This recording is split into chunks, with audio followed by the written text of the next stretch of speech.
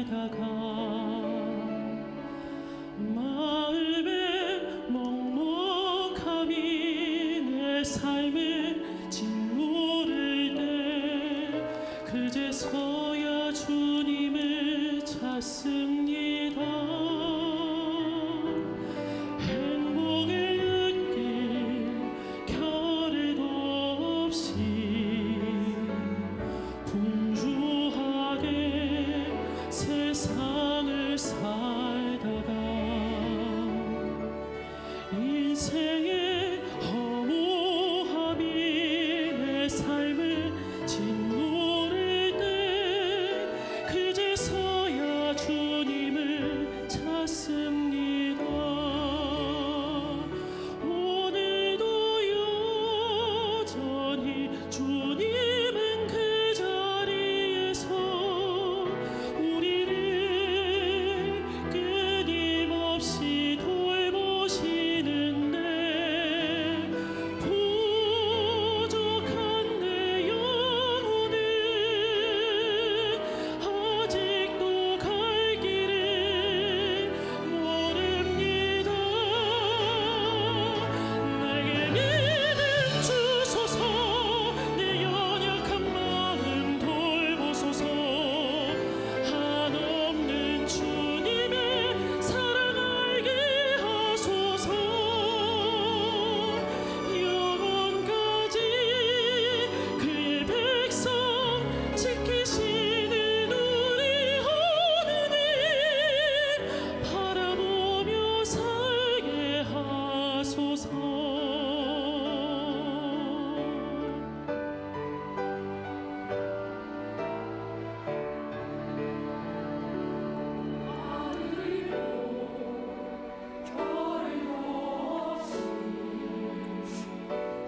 정신없이 세상을 살다가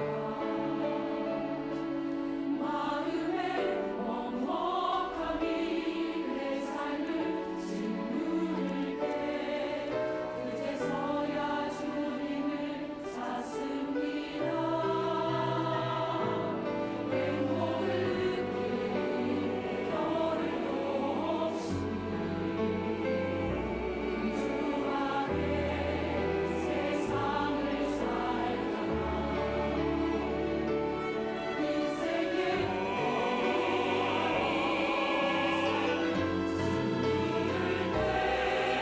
그제서야 주님을 찾습니다. 언제나 사랑의 주님은 그 자리에서 끝까지 놓지 않고 붙드시는데 부족한 내 마음을 아직도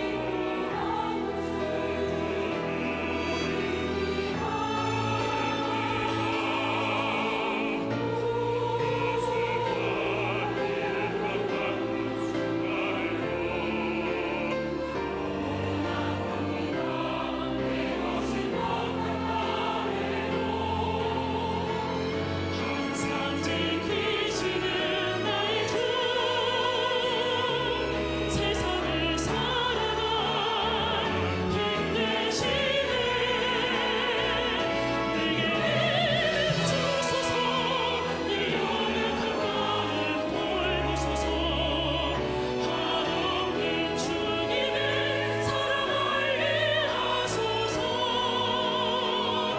영원까지 그의 백성 지키시는 우리 하나님 바라보며 살게 하소서. 바라보며 살게 하소서.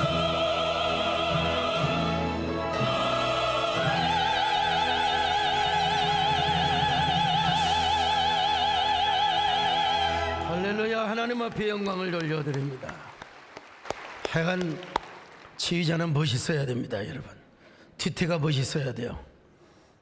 그리고 지휘하는 폼이 멋있어야 돼요. 아무리 지휘를 잘해도 폼이 좋아야 됩니다. 그렇지 않습니까? 예, 우리 삼보 지휘자 박수 한번 해드리세요. 예.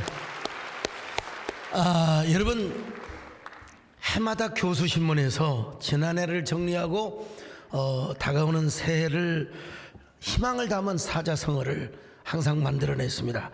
제가 최근 몇 년 것을 살펴보았더니 2021년도 묘서동처라고 했어요. 고양이와 쥐가 함께 있다는 뜻으로 도둑을 잡아야 할 사람이 도둑놈과 한패가 되어 있단 말이죠.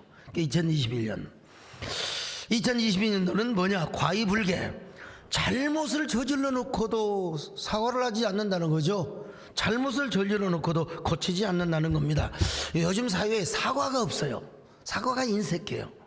여러분, 우리가 함께 살면서 미안합니다, 그 한마디가 그렇게 하기가 싫습니까? 저 여러분 부족한 것 여러분 앞에 죄송합니다. 얼마나 제가 잘못한 것도 많이 있고 잘한 것도 많이 있지만, 그런데 이제 2023년도를 봤더니 결리망의, 이익을 보고도 올바름을 잊어먹어 버린다는 겁니다. 이익을 보고 이익 때문에 올바름을 잊어먹어 버린다는 것입니다. 이 시대의 우매자들을 우회적으로 비판하고 있는 이런 내용이죠.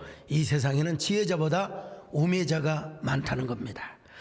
그래서 오늘 본문은 우매자의 인생을 살지 말아라.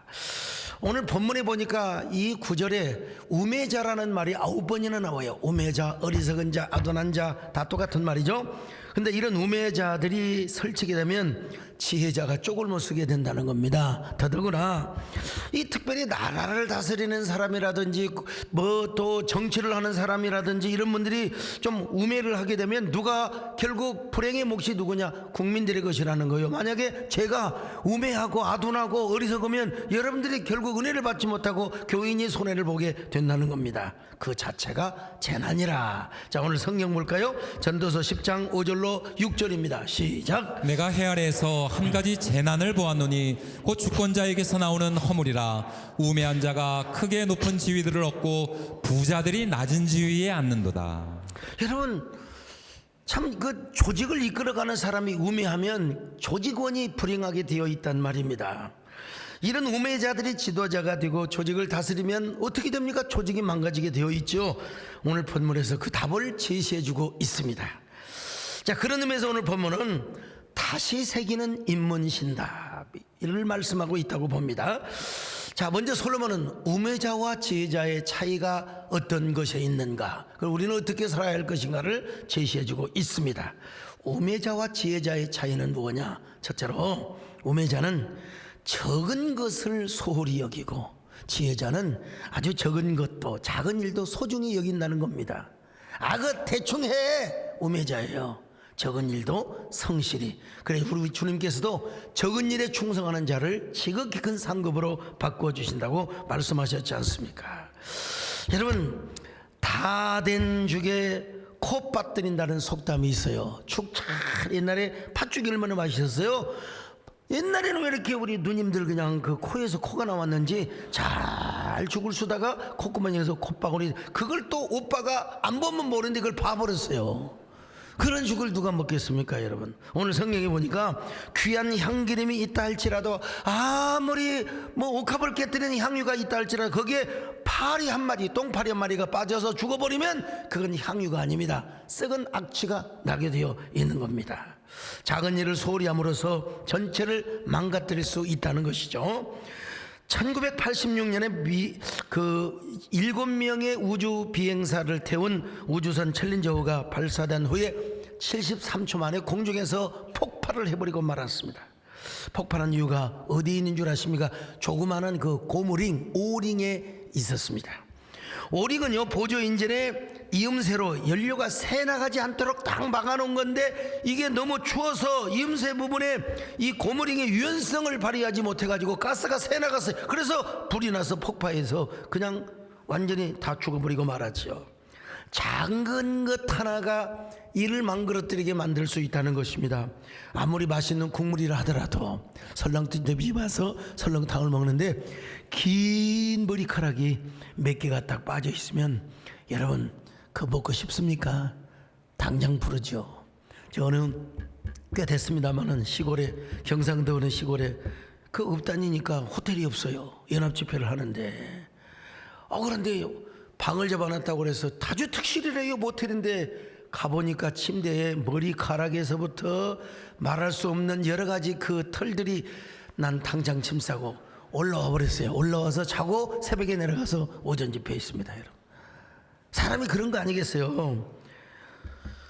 더구나 맛있는 국에 아주 큰 똥파리가 거기에 빠져서 여러분 허우적거리고 있다고 생각해 보세요. 당장 종업원을 부르죠. 어떤 사람이 설렁탕 집에 가서 먹은데 그냥 죽은 쇠파리 한 마리가 딱 나온 거예요. 그래서 숟가락에 건져가지고 이게 도대체 뭐냐고, 음식을 도대체 어떻게 조리하느냐고. 그래 종업원이요, 그거요? 한번 줘보세요. 입으로 톡 먹더니 씹어 먹었어요. 손님 이거 파리가 아니라 검은 콩인데요. 참 얼마나 지혜로운지. 증거도 없어. 그거 먹는다고 죽는 것도 아닙니다, 여러분요. 다 끌어버렸으니까. 이야, 참 지혜로운 종업원이죠. 이처럼 작은 파리 하나가 전체를 망가뜨릴 수 있는데 지혜로운 종업원, 여러분들이 다 지혜로운 교인들이 되시기를 바랍니다. 좀 여러분 제가 부족하고 또 우리 교회 교인들 가운데 부족한 부분이 있더라도 그거 여러분 저도 음식 먹으면서 우리 박현욱 권사님 밥을 해주는데 꼭 이게 음식에서 머리카락이 나옵니다. 한 번 딱 얘기하고 딱 치우고 그냥 먹습니다. 여러분, 파리 다 씹어먹는 사람이 되라는 말은 아니지만 지극히 여러분 적은 것들 여러분 다 세심하게 살피면서 이것이 바로 내 허물이라. 예수님도 이렇게 말씀하셨지 않습니까? 지극히 작은 사람에게 최선을 다하라는 거예요. 자, 마가복음 10장 42절 같이 봅니다. 시작. 또 누구든지 제자의 이름으로 이 작은 자 중 하나에게 냉수 한 그릇이라도 주는 자는 내가 진실로 너희에게 이르노니 그 사람이 결단코 상을 잃지 아니하리라 하시니라. 예, 옛날에 어떤 아버지하고 아들하고 집신 장사를 했어요. 그런데 아버지의 집신은 잘 팔리는데 아들께 안 팔려요. 영업은 부자지간에도 비밀입니다. 권력은 부자지간에도 절대 나눌 수 없다고 하지 않습니까? 저는 가보지 않았지만 옛날 신당동에 마봉님 할머니가 떡볶이 집을 하였다고 합니다. 떡볶이 맛이 얼마나 죽여줬는지 이 간판에다가 이렇게 써놨대요. 고추장 비밀은 며느리도 몰라. 며느리도 모르니까 딸도 모르죠. 아무도 몰라. 그래서 그냥 그 할머니가 돌아가실 때 며느리에게 이제 그 비법을, 고추장 비법을 가르쳐 줬다고 하지 않습니까? 비밀이라는 게 그렇게 중요합니다, 여러분. 가끔 집사람이 저한테 뭐 물어봐요. 어떻게 됐어요? 비밀인데요. 집신장사 아들이 아버지 임종을 지켜보다가 아버지 왜 똑같은 재료로 만들고 똑같은 기술로 만드는데 아버지 것은 잘 팔리고 내 것은 안 팔립니까? 물어보니까 아버지가 안 죽을 줄 알고 비밀을 안 가르쳐줘요. 그러다가 죽을 때가 되어서 아들에게 이야기하는데 큰 소문을 몰아쉬면서 아들아 이리 와라. 털을 깎아. 여러분, 이 집신장사 똑같은 재질로 만들었는데 아들은 그냥 그대로 팔고 아버지는 집신 그 바닥이나 있는데 그 털이 있잖아요. 이거 신으면 발이 갱키고 또 쑤시고 그래요. 그것을 가위로 착 이발하듯이 잘 잘라줬더니 집신이 잘 나가고 그 아들 집신은 별로고 아버지 집신이 좋다고 잘 팔리더라는 것입니다. 야, 아무것도 아닌 것처럼 보이지만 아주 작은 것이 성패를 좌우하더라는 겁니다. 우매자는 작은 일을 소홀히 여기고 괜찮아.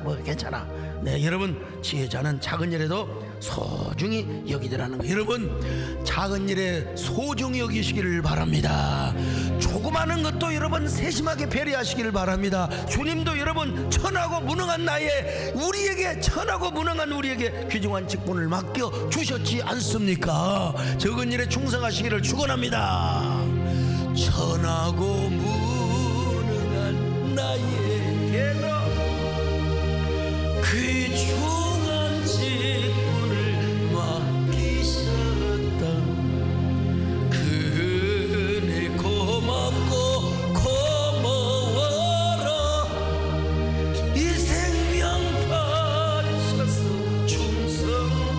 두 번째로 우매자의 마음은 왼쪽에 있지만 지혜자의 마음은 오른쪽에 있다고 말씀하고 있습니다. 자, 전도서 10장 2절입니다. 시작. 지혜자의 마음은 오른쪽에 있고 우매자의 마음은 왼쪽에 있느니라. 자, 고대 근동에서 여러분 오른쪽은 언제나 힘이나 명예나 영광이나 의나 오름이나 뭐 이런 걸 의미합니다, 여러분.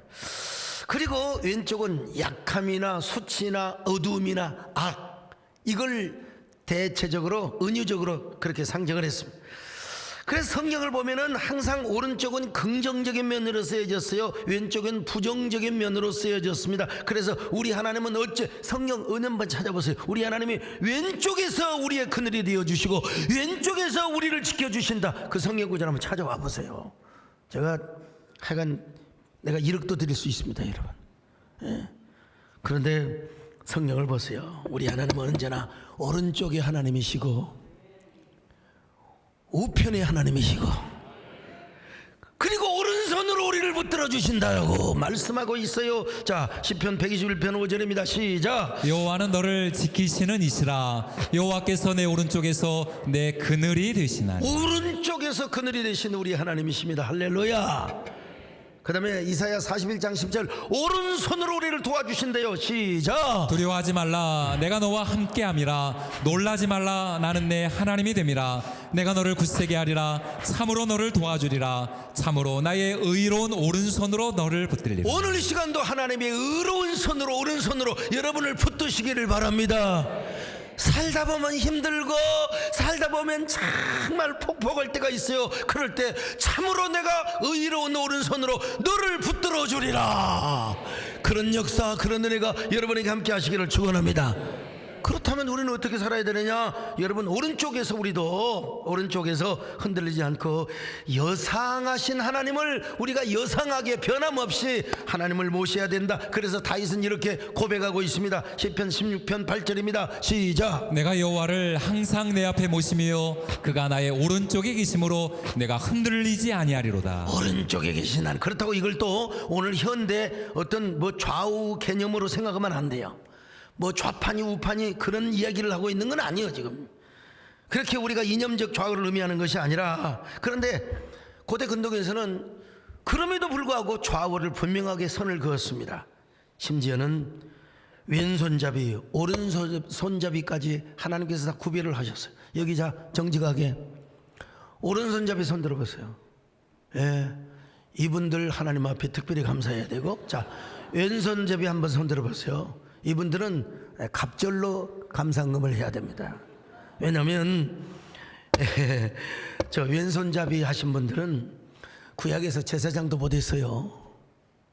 하나님의 종으로 부름받지도 못했어요. 왜? 왼손잡이는 지체 불구자라고, 뭐라고 해요? 지체 장애자라고 생각이 되었거든요. 당시에는요. 물론 사사기 보면 에웃이라는 왼손잡이가 나와요. 이스라엘을 18년 동안이나 다스렸던 에글론의 왕을 죽이도록 하기 위하여 하나님은 왼손잡이를 쓰셨어요. 하나님은 쓰셨어요. 근데 쓰신 건 분명하지만 여기서 자 한번 사사기 3장 15절만 읽어볼까요? 시작. 이스라엘 자손이 여호와께 부르짖음에 여호와께서 그들을 위하여 한 구원자를 세우셨으니 그는 곧 베냐민 사람 게라의 아들 왼손잡이 에웃이라. 이스라엘 자손이 그를 통하여 모압 왕 에글론에게 공물을 바칠 때에. 보시오, 여기서 왼손잡이를 썼지 않습니까? 할 말이 없어요. 그런데 여러분, 성경은 굉장히 문학적으로 기록이 되어 있어요. 하나님께서 오른손에 장애가 있던 에웃을 통하여 당시 이스라엘 백성들이 지금 오른손에 장애가 있는 비정상적 상태를 아주 은유적으로 암시해주고 있다 이 말이죠.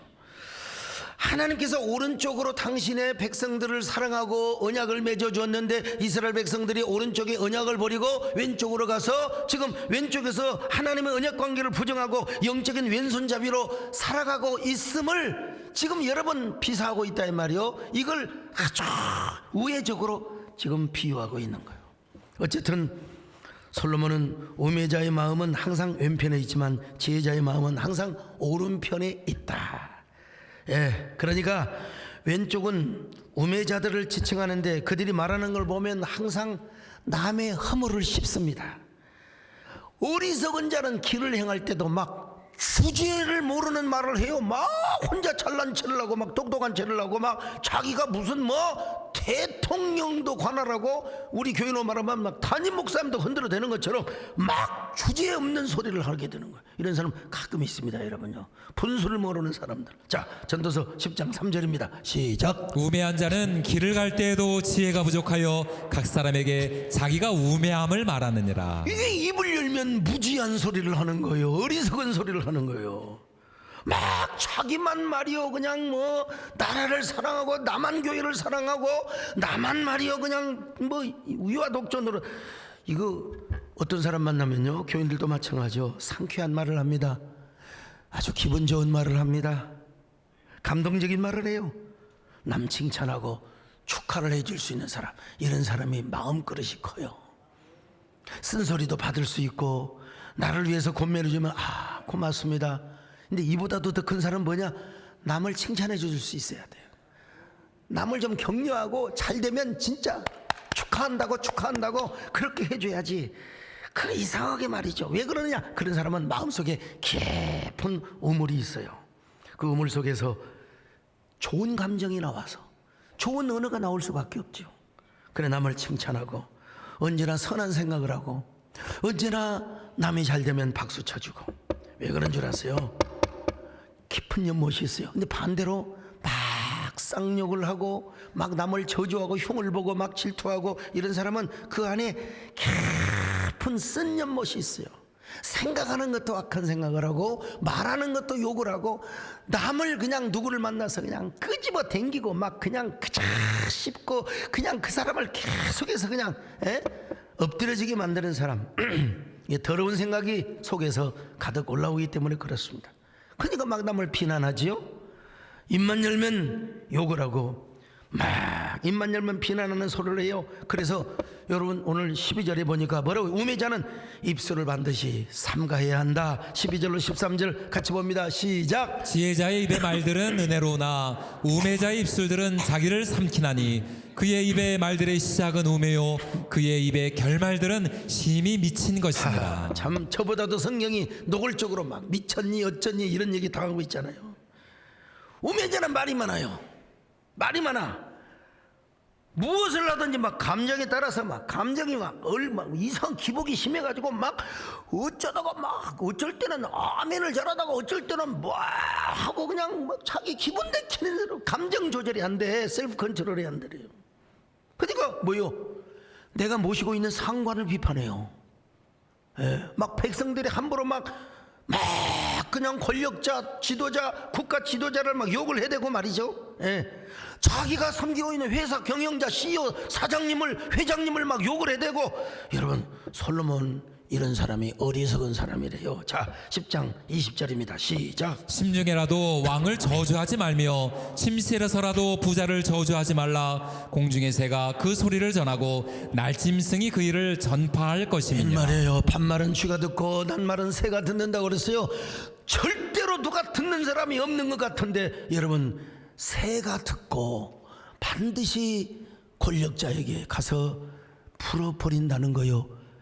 여러분, 이거 1,000원짜리인데요. 1,000원짜리 중국에서 사온 거요. 새가 반드시 가서 여러분 흉보는 사람한테 가서 전해준다는 거요. 전해준다는 거예요. 여러분, 이건 노래도 됩니다. 노래도 돼요.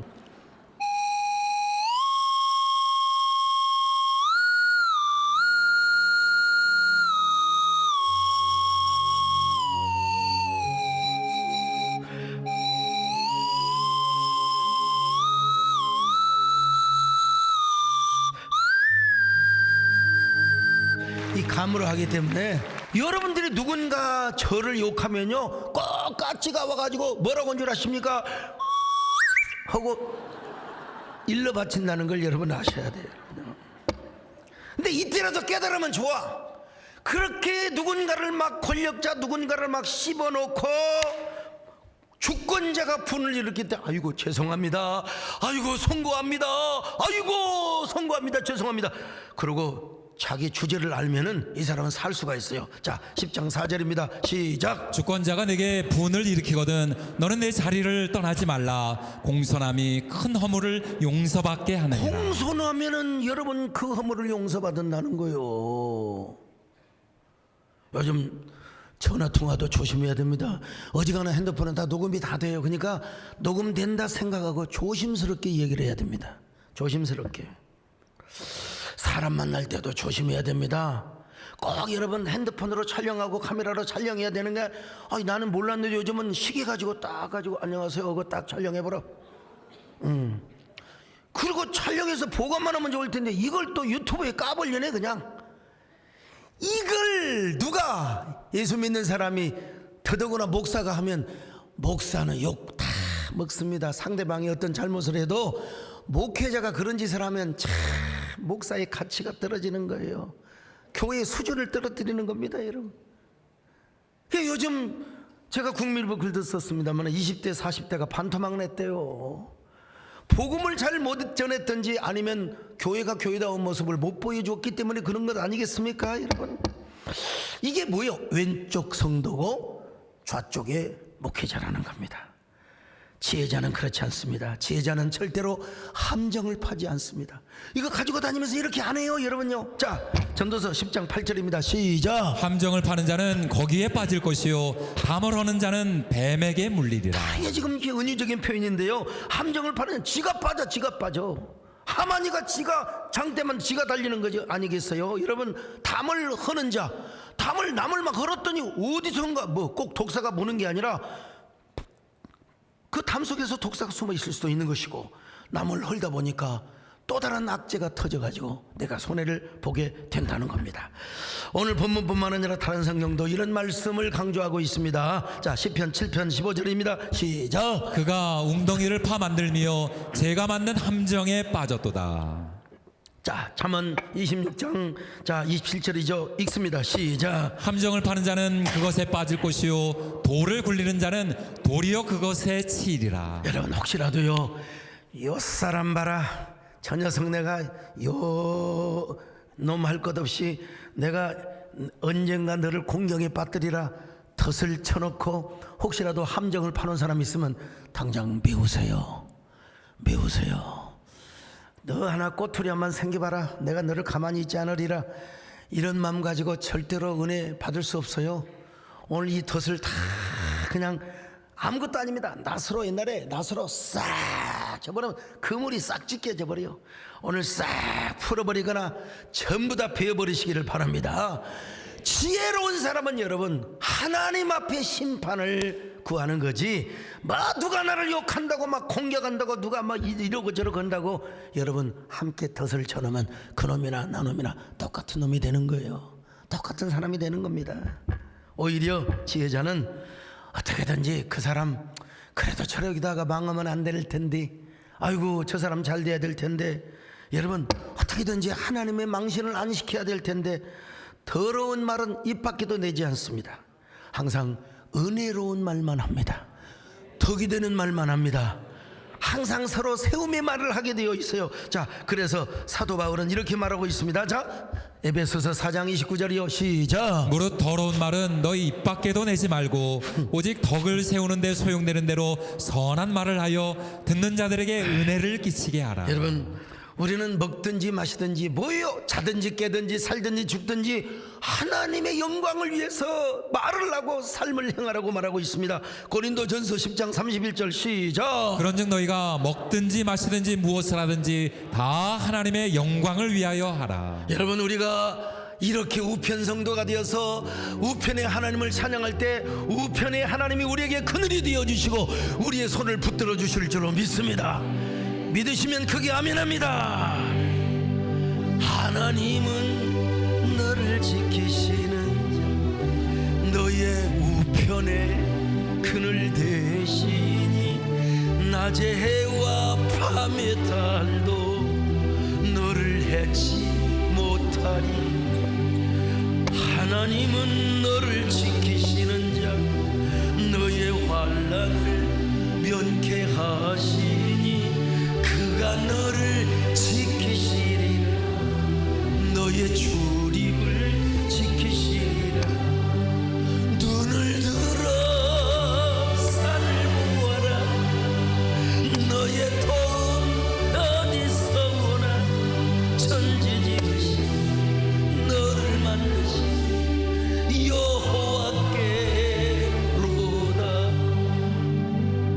그러므로 여러분, 우매자는 분수를 몰라요. 근데 지혜자는 분수를 알기 때문에 무절제한 언어 생활을 피합니다. 전도서 10장 5절 다시 봅니다. 시작. 내가 해 아래서 한 가지 재난을 보았노니 곧 주권자에게서 나오는 허물이라. 주권자가 허물이 없으면 좋을 텐데, 여기 담임 목사도 허물이 없으면 좋을 텐데 허물이 있어요. 그늘이 있어요. 정우성 시인은 나는 가장 싫어하는 사람이 있대요. 어떤 사람이? 그늘이 없는 사람. 인간 냄새가 나야죠. 어떻게 대통령이 완벽하고 담임 목사라고 완벽하고, 여러분 어떻게 아버지라고 다 완벽합니까? 그늘이 있어요. 빛과 그림자가 있기는 있어요. 없으면 더 좋죠. 근데 그 허물이 지나치게 될 때 교인이 불행하게 되고 백성이 불행하게 되는 것이죠. 그래서 솔로몬은 뭘 잘하냐? 입조심을 해라. 또 강조하고 있습니다. 여러분, 아무리 저 사람이 나를 욕하고 저 사람이 나를 미워해도 하나님의 심판에 맡기고 하나님 앞에 맡기고, 다윗처럼 여러분 입조심을 하라 이겁니다. 침묵을 하라 이거요. 14절로 15절 시작. 우매한 자는 말을 많이 하거니와 사람은 장래일을 알지 못하나니 나중에 일어날 일을 누가 그에게 알리리요. 우매한 자들의 수고는 자신을 피곤하게 할 뿐이라 그들은 성읍에 들어갈 줄도 알지 못함이니라. 자, 전도서 10장 20절입니다. 다시 봅니다. 시작. 심중에라도 왕을 저주하지 말며 침실에서라도 부자를 저주하지 말라. 공중의 새가 그 소리를 전하고 날짐승이 그 일을 전파할 것입니다. 세상에, 공중의 새와 날짐승이 전한다는 겁니다. 여러분, 담을 널다가 뱀에게 몰릴 수 있다는 것입니다. 10장 8절로 9절 또 한번 볼까요? 시작. 함정을 파는 자는 거기에 빠질 것이요 담을 허는 자는 뱀에게 물리리라. 돌들을 떠내는 자는 그로 말미암아 상할 것이요 나무들을 쪼개는 자는 그로 말미암아 위험을 당하리라. 자업자득을 하게 된다는 거죠, 한마디로. 그러니까 필요할 때만 말을 해라. 필요할 때만. 예. 성경을 보면 사울은 얼마나 많은 꼼수를 썼는지 몰라요. 다윗을 못 죽여서 한달부달이었어요. 왼쪽에 있는 사람이기 때문에 그래요. 그러나 다윗은 꼼수 안 썼어요. 나는 하나님 기름 받은 사람을 난 절대로 내가 죽이지 않으리라. 두 번이나 죽일 수 있는 기회가 있었지만 절대로 그렇지 않았어요. 그렇지 않았어요. 결론이 어떻게 났습니까? 사울은 꼼수를 쓰다가 자기 꼼수에 망하게 되었고, 다윗은 꼼수를 쓰지 않고 무절제한 언어 생활을 함으로써 전무후무한 왕이 된 것입니다. 사울은 분수를 모르고 막 그냥 그러다가 언제나 파괴적인 언어를 일삼고, 그리고 자신의 인생을 파멸의 결과가 오도록 하였어요. 여러분, 지혜자의 내면에는 항상 좋은 우물이 있다고 그랬잖아요. 그리고 우매자의 그 깊은 우물에는 쓴 연못이 있어가지고, 아이고 쓰다. 그래서 우리의 혀가 어떤 혀가 되어야 되느냐? 학자의 혀가 되어야 된다. 지혜자의 귀가 되어야 된다. 자, 이사야 50장 4절입니다. 시작. 주 여호와께서 학자들의 혀를 내게 주사 나로 곤고한 자를 말로 어떻게 도와줄 줄을 알게 하시고 아침마다 깨우치시되 나의 귀를 깨우치사 학자들같이 알아듣게 하시도다. 여기 학자, 지성인을 의미하죠. 그러니까 제자라는 말도 이렇게 포함이 되지만, 학자의 혀가 무슨 말이냐? 제자가 스승에게 배운 대로, 우리로 말하면 예수님의 진리를 가르침을 받은 그대로 지성적일 뿐만 아니라 단정하고 유리한 말을 하라는 것이에요. 어떤 사람의 글을 보면은 막 굉장히 글이 파괴적입니다. 막 요즘 그 인터넷 유튜브 이런 게 보면 막 굉장히 파괴적인 언어들, 막 글들이 막 누구를 막 못 죽여서 한달보다, 이런 사람들이 연못에는 막 쓴 연못이 있어요. 마음속에 쓴 연못이 있어요. 이걸 이제 전문적인 용어로 조진다고 그러죠. 우리 김재일 장로님, 기자들이 뭐냐, 저놈 한번 조져보자. 그게 조져봤자 뭐 하겠습니까? 자기 심령만 탈이 되는 거죠. 좋은 기사도 많은데, 그리고 좋은 쪽으로도 얼마든지 우리가 쓸 수 있는데 말이죠. 근데 이런 유리한 사람들의 말이나 글에는 곡선이 없이 미끈하고 아름답다는 거예요. 학자의 혀는요, 무절제하고 거친 말이 없어요. 이런 사람은 성령 안에서 순수한 마음과 절제의 마음을, 순수와 절제가 조화가 되는 거죠. 순수 절제하면, 황순원 소나기 마을의 문학촌장이신 김종혜 교수님의 말씀이 생각이 납니다. 이 말씀 하려고 딱 했는데 오늘 교회를 오셔버렸어요. 한번 박수 한번 해드릴까요? 예. 아이, 제가 우리 김 교수님에 의하면 황선원 선생님께서 순수와 절제의 문학 글을 쓰셨다고 말씀하십니다.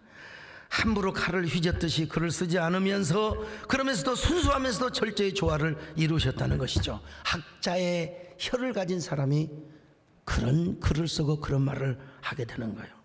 오늘 여러분도 학자의 혀를 가지시기를 축원합니다.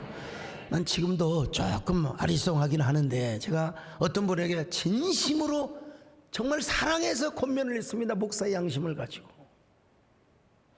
그건 아마 저의 눈동자와 저의 눈빛을 보고 제 가슴을 보면 알 수 있을 텐데 뭐 어쩔 수 없죠. 주의 종은 또 주의 종이 해야 할 말도 있고.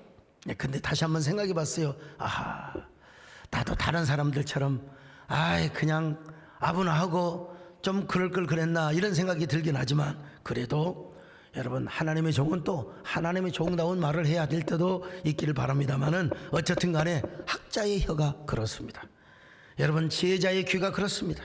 언제나 학자의 혀로 하나님을 송축하시기를 바랍니다. 그리고 남을 칭찬하시기를 바랍니다. 이웃에게 복음을 전하시기를 바랍니다. 칭찬의 힘이 얼마나 큰 줄 아십니까? 먼저 하나님을 부락하면 위대한 기적이 나타나요. 여러분 아시잖아요. 쫙 아수르의 군사 그리고 여호사밧 하나님의 언약궤를 모시고 나갔을 때 찬양을 나갔을 때 하나님이 직접 복병을 두어가지고 18만 5천 명 모압과 암몬의 연합군들 숫자도 셀 수 없어요. 하나님이 다 싸워 이기게 해주셨습니다. 여러분 인간도 마찬가지입니다. 사람도요. 어때요? 우리 정권사님 칭찬이 좋아요? 욕이 좋아요? 당연히 칭찬이 좋죠. 여러분 칭찬이 얼마나 위대한가. 여러 번 말씀드렸습니다만 여의도 순복음교회 당회장이신 이영훈 목사님, 여러분 세계적인 교회 아닙니까? 이 목사님은 설교도 설교지만 품성이 그렇게 훌륭하세요. 난 내 앞에서 누구를 욕하고 흉보고 이런 걸 본 적이 없어요. 다 좋아요. 다 좋아요. 저 조선시대 황희정성 같아요. 그냥 얼마나 훌륭한지. 근데 그분이 이런 말씀을 하시더라고. 난 정말 서 목사님 어쩌게 설교를 잘하셔. 난 설교에 죽을 많이 쓴다는 거야.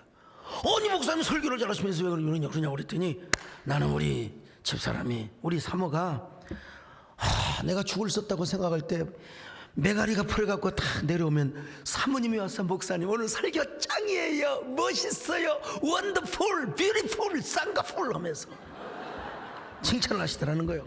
그 목사님이 그 말씀을 듣고 너무너무 상쾌해가지고 다시 또 다음 예배에 올라가서 당당하게 설교를 했다는 거 아닙니까? 한번 영상 한번 보여줘 보세요. 소환수 목사님 많이 사랑합니다. 제가 주일 설교 매주 듣고요. 제가 집사람한테 감사하는 것은 지난 38년 동안 저와 결혼해서 지금까지 단 한 번도 설교 못했다고 한 적이 없고 늘 설교 잘한다고 은혜 받았다고 해서 너무 감사하는 마음이 있습니다. 얼마나 칭찬을 저렇게 생기셨습니까 여러분요. 제가 평생 저희 집사람에게 이런 소리 들었을까요? 안 들었을까요? 참 했을까요? 안 했을까요? 배장로님? 그 당연히 장로님은 했다고 생각하죠. 우리 집사람은 장로님들한테 천사예요? 맞아, 천사예요. 근데 어떻게 저한테는 아직도 단 한 번도 목사님 어쩌면 그렇게 설교를 잘하세요, 은혜 받았어요, 이런 소리 한 번이라도 했으면 제가 지금 죽어도 좋습니다. 목사님 이번에 나온 시집 참 좋아요, 너무 멋있어요, 이런 말 하면 내가 지금 그냥 올라가 버리지. 근데 혹시 집사람한테 칭찬받으면 제가 오버할까 싶어서 하나님이 칭찬에 인색한 여자를 저한테 허락해 주신 겁니다. 에이 참, 한 번은 그랬어요. 이 사람아 칭찬 좀 한번 해봐, 설교 은혜 받았다고 좀 한 번 좀 해보소. 그랬더니 예 은혜 받았습니다. 이건 칭찬이 아니죠, 엄밀하게 말해서. 그렇다고 여러분 우리 집사람 나쁜 사람 아닙니다. 저한테만 엄격해요. 여러분 자녀들한테 얼마나 사탕 주고 얼마나 잘합니까 여러분? 우리가 어떻게 칭찬을 해야 되느냐? 먼저 환한 낫꽃을 피워야 됩니다. 웃는 얼굴은 뭣도 피해나간다? 화살도 피해나가. 웃어봐요. 화살이 싹 지나가 버려요. 웃는 얼굴은 총알도 피해나가요. 세상에서 퍼져야 할 두 가지가 있어요. 하나는 낙하산이고 하나는 우리 얼굴입니다. 얼굴하고 낙하산 안 퍼지면 죽어요, 죽어. 얼굴도 펴져야 됩니다. yes. 이 세상에서 가장 아름다운 낫꽃이, 내가 답을 얘기해버렸네. 이 세상에서 가장 아름다운 꽃이 무슨 꽃이냐면 낫꽃이요, 얼굴꽃이요. 자, 그 환한 낫꽃으로 사람을 인정해 보세요. 그리고 그 사람을 높여 보세요. 못해도 잘했다고 여러분 축복해 보세요. 여러분 때문에 사람이 달라져요. 세상이 달라질 거예요. 저는 시를 전문적으로 쓰는 사람은 아니에요. 그래서 시가 탁탁 올 때 이게 쓰는데 그마저도 뭐 시간이 없으니까 밤새우며 비행기 탈 때 수정하고. 근데 우리 이제 문학을 전문적으로 평론하시는 우리 김정희 교수님은 딱 이게 보일 거예요. 이렇게 좀 표현했으면 좋았을 텐데 그런 말씀을 잘 안 하세요. 그리고 목회자로서 아주 사상성이 풍부하고 아주 시를 잘 쓰신다고 하니까 제가 거기에 여러분 멋진 오해를 제가 하며 살아가는 거죠. 거룩한 착각을 하며 살아가는 거죠. 저는 보이거든요. 누가 시집 보내오면은 딱 보면 이 사람은 B등급이다, 이 사람은 C등급이다, 이 사람 잘 쓰네. 딱 보니까 양력에 보니까 역시 신춘문예 당선되고 딱 보니까 그래요. 근데 조금 더 잘 쓰면 좋겠다. 이게 내 눈에도 들어오는데 여러분, 저는 평론가가 아닌데도 그 우리나라의 뭐 거의 가장 위대한 평론가이신데도 제 시를 잘 평론을 해주시니까 여러분 제가요 잘 이렇게 오해를 하며 살아가게 되는 겁니다. 여러분, 그 얼굴꽃이 피어지는 거예요. 비웃는 사람은 건강에 절대로 도움이 안 됩니다. 여러분. 얼마 전 우리 황정권 장로님이 KBS 아침마당에 나가셨어요. 제가 보니까 좀 쫄으셨더라고. 쫄았어. 근데 거기 심사위원이신 이호섭 선생님 노래 잘 가르치는 분 계시잖아요. 이분 참 평가를 잘하시라고. 황정원님께서는 노래를 너무너무 잘하셨는데 이 KBS 반주가 못 따라갔다는 거예요. 그 반주자를 데리고 가지 왜 그 KBS 반주가 문제라니까. 얼마나 지혜로운 칭찬입니까 여러분. 우리가 살면 얼마나 살아. 자, 모세의 고백을 한번 봅시다. 자, 시편 90편 10절임 시작. 우리의 연수가 70이요 강건하면 80이라도 그 연수의 자랑은 수고와 슬픔뿐이요 신속히 가니 우리가 날아가나이다. 요즘은 적어도요 10년 20년 플러스하면 됩니다. 우리가 보통이 80이고 강건하면 90이요 100이라고 이렇게 이제 성경을 좀 고쳐도 고칠 수는 없지만 우리가 그렇게 해석을 할 수가 있어요. 그런데 그 연수의 자랑은 수고와 슬픔뿐이라는 것입니다. 우리가 날아간대. 날아가 진짜 그러더라고요. 산에 올라가면서 비행기가 쭉 보였는데 저녁에 조금 있다 보니까 저쪽으로 김포로 다 가버렸어요. 영종도로 가버렸어요. 이런 아까운 인생을 살면서, 이렇게 짧은 인생을 살면서 분을 품고 살아야 되겠습니까? 분을 품고 그냥 이를 악물고 막 분을 품고 그러면 내 손에요. 내 손에 다 자업자 득이요 심는 대로 거둡니다. 그래서 저는 누가 뭐라고 해도 맞대응하지 않습니다. 절대 누가 뭐라고 해도 절대로 너는 당신은 왼쪽에 있으면 나는 오른쪽에서 살아가리라. 작은 일도 내가 소홀히 여기지 않으리라. 나는 언제나 우쪽에서 하나님께 영광을 돌리고 하나님을 찬양하며 살아가리라. 조동아 시인의 나 하나 꽃 피어라는 시가 있습니다. 나 하나 꽃 피어 꽃밭이 달라지겠냐고 말하지 말아라. 네가 꽃 피고 나도 꽃 피면 결국 다른 방식으로 풀밭이 온통 꽃밭이 되는 것 아니겠느냐. 나 하나 물들어 산이 달라지겠느냐고도 말하지 말아라. 내가 물들고 너도 물불면 결국 온 산이 활활 타오르는 것 아니겠느냐. 참 아름다운 시인 것 같아요. 예, 기교도 안 부리고 멋지게 쓴 것 같아요. 나 한 사람이 중요하다는 거예요. 내가 꽃 피면 그대도 피고, 내가 물들면 그대도 물들어서 온 산을 물들게 하고 온 산을 푸르르게 하고 온 산을 꽃밭으로 만드는 아름다운 세상. 어떤 사람이요? 오매자는 그렇게 못해요. 지혜자, 그리스도 예수 안에서 성령으로부터 받은 이 지혜자. 여러분, 먼저 여러분이 꽃을 피우시기를 축원합니다. 남도 꽃을 피우게 하시기를 바랍니다. 먼저 무슨 꽃을 피우냐? 낫꽃부터 피워야 돼. 한번 웃어봐요. 시작. 어쩜 이렇게 어색하세요? 자, 내가 어색하나? 다시 한번 해보세요. 자, 시작. 여러분, 예수 그리스도 안에서 지혜로운 성도가 되시기를 바랍니다. 어리석은 인문에 빠지지 마세요. 어리석은 아둔한 인문에 빠져서 우매자로 살아가지 마시고 하나님이 주시는 신답, 하나님이 주시는 지혜의 신답으로 살아가세요. 예. 그래서 온 들녘에 여러분이 꽃이 피고 그대가 삐지고 우리 모두가 함께 꽃밭을 이루는 교회, 우리 한국교회를 꽃밭으로 만드는 성도들, 우리 대한민국을 꽃밭으로 만드는 푸른 강산을 아름답게 만드는 우리 사랑하는 성도들이 될 수 있기를 바랍니다. 그런 저와 여러분 되십시다. 할렐루야. 그러기 원하시는 분은 다시 한번 아멘합니다. 하나님의 부르심에는 후회하심이 내가 이 자리에 선 주의 부르심, 하나님의 부르심에 결코 실수가 없네. 나를 부르신 하나님의 신실하심을 믿네.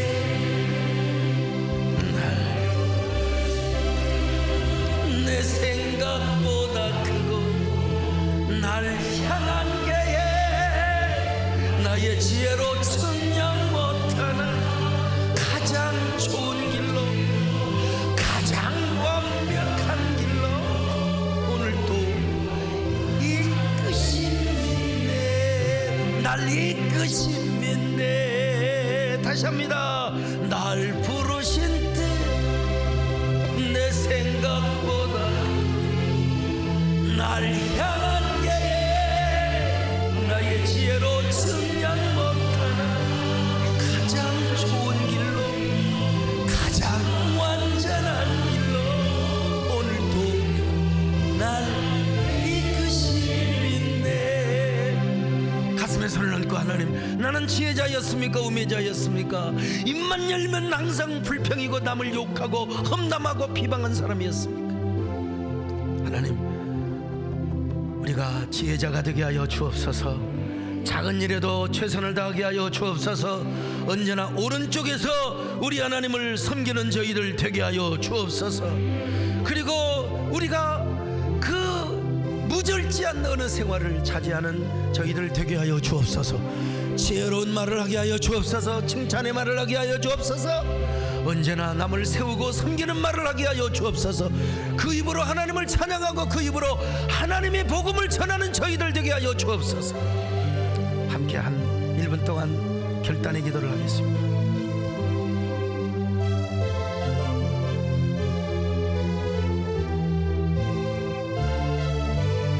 아멘.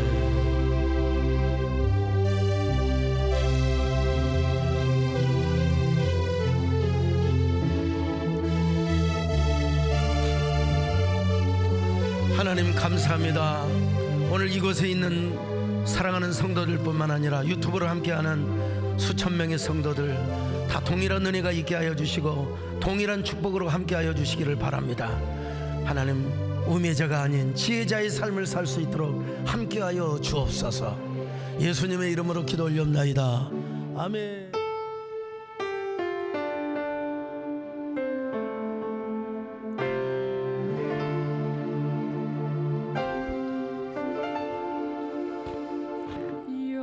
여호와는